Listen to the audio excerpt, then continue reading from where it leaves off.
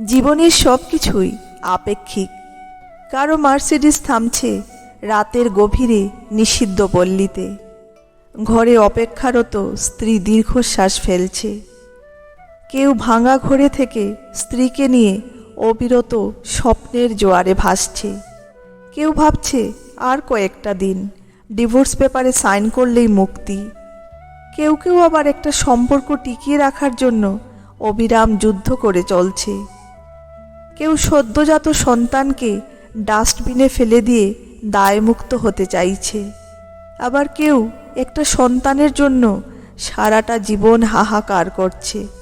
কেউ বছরে কতজন ভালোবাসার মানুষ বদলে ফেলছে, কেউ আবার তার ভালোবাসার মানুষের জন্য বছরের পর বছর অপেক্ষা করে চলছে। কেউ দামি শাড়ি হাতে পেয়ে তবু খুশি নয়, আবার কেউ তাতে নতুন শাড়ির গন্ধ বারবার শুঁকছে। কেউ প্রিয়জনের কাছ থেকে সোনা বা হীরের চুড়ি পেয়ে খুশি নয়, কেউ প্রিয়জনের কাছ থেকে পাওয়া কাচের চুড়িতে স্বর্গের সুখ খুঁজে পাচ্ছে। কেউ লাখ টাকার ডাইনিং টেবিলে বসেও তৃপ্তি সহকারে খেতে পারছে না, কেউ পেঁয়াজ কাঁচা লঙ্কা কচলিয়ে গগ্রাসে পান্তা গিলছে। কারো দামি খাটে শুয়েও ঘুমের ওষুধ খেতে হচ্ছে, কেউ আবার হিমেল হাওয়ায় অঘরে ঘুমোচ্ছে। কারো পড়ার টেবিলে নতুন বইয়ের সমারোহ, কিন্তু পড়ার ইচ্ছে নেই।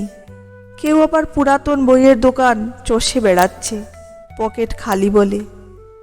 কেউ বিলাসবহুল গাড়িতে বসে চিন্তিত, সন্তানগুলো মানুষ হলো না, এত সম্পত্তি রাখতে পারবে তো।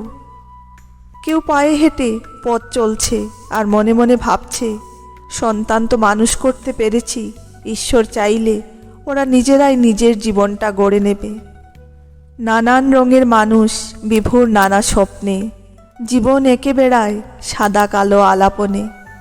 আসলে এটাই বাস্তবতা, সুখ এবং শান্তি সর্বদাই আপেক্ষিক। কারো সব থেকেও সুখ জিনিসটাই নেই, আবার কারো বাকি সব ঘাটতি থাকলেও সুখটা আছে। কেউ দুবেলা খাওয়ার জন্য সারাদিন হাঁটে, আবার কেউ খাবার হজম করার জন্য হাঁটে। জীবন যেখানে যেমন, আমি সেখানে তেমন।